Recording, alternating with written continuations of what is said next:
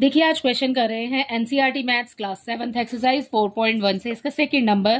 The second question is check whether the value given in the bracket is a solution to the given equation और not. ठीक है, जो अभी आपको numbers यहाँ पर वैल्यू दी है ब्रैकेट में उसको आपने इस इक्वेशन में पुट करना है and then find the answer कि आपकी जो लेफ्ट हैंड साइड है और राइट हैंड साइड है वो इक्वल है या नहीं है। ठीक है, सो बेटा इसके दो पार्ट तो हमने पहले कर लिए हैं, इसका सी पार्ट देखते हैं हम। इसके सी पार्ट में बच्चे हमें नंबर दिया है 7n + 2 इज इक्वल टू 19। ठीक है, अभी जब हमने ऊपर रखा -2 इसकी वैल्यू, सो हमारा आंसर आया नहीं। ठीक है, is not the solution of the given equation. ठीक है, ये आया हमारा यहाँ पर।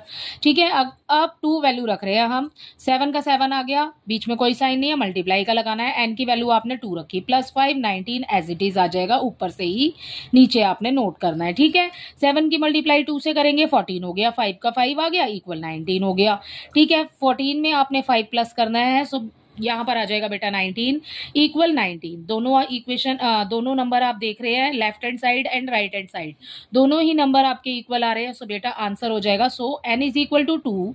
ठीक है, जो ये वैल्यू आपको दी है ये वाली वैल्यू यहाँ लिखनी है, is the solution of the given equation. ठीक है, अगर आंसर आ रहा है तो लिखेंगे इज द सॉल्यूशन, अगर आंसर नहीं आ रहा is not the solution of the given equation. ठीक है, बट बस नॉट लगाना है आपने।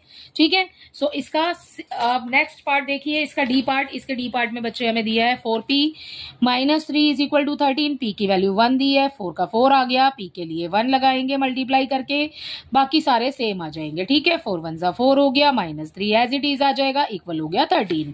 ठीक है, 4 में से 3 को माइनस करेंगे क्योंकि माइनस का साइन है बीच में, 1 आ जाएगा। 1 और 13 इक्वल है नहीं, so p is equal to 1 ये वाली वैल्यू लिखेंगे, is not the solution of the given equation. ठीक है, अगला देखिए ई 4p - 3 इज इक्वल टू 13 है, 4p लिखा, 4 का 4 लगाया, p की वैल्यू आपको -4 दी है, -4 लिख दिया मल्टीप्लाई करके, इक्वल -3 बेटा यहाँ आ जाएगा, इक्वल 13 आ जाएगा। ठीक है, अब क्या करेंगे, अब ये देखो 4 4 जा 16 हो गया, -16 हो गया क्योंकि एक माइनस का साइन लगा हुआ है। ठीक है, अब क्या करेंगे, -3 और 13 ऐसे ही लिखेंगे। ठीक है, एक प्लस है, सॉरी माइनस माइनस के 2 साइन है, माइनस माइनस प्लस होता है। ठीक है, 16 में 3 प्लस करेंगे 19 आ जाएगा, ये आ गया हमारा सामने ऊपर से एज इट इज 13। ठीक है, अब क्या ये दोनों इक्वल है नहीं, so p is equal to -4 is not the solution of the given equation. पूरी लाइन यहाँ आ जाएगी। ठीक है, एफ पार्ट देखिए 4p - 3 इज इक्वल टू 13। ठीक है, इसमें p की वैल्यू 0 पुट कर रहे हैं। पहले हमने क्या किया, पहले हमने 1 पुट किया, फिर हमने -4 पुट किया एंड देन हम पुट करेंगे 0।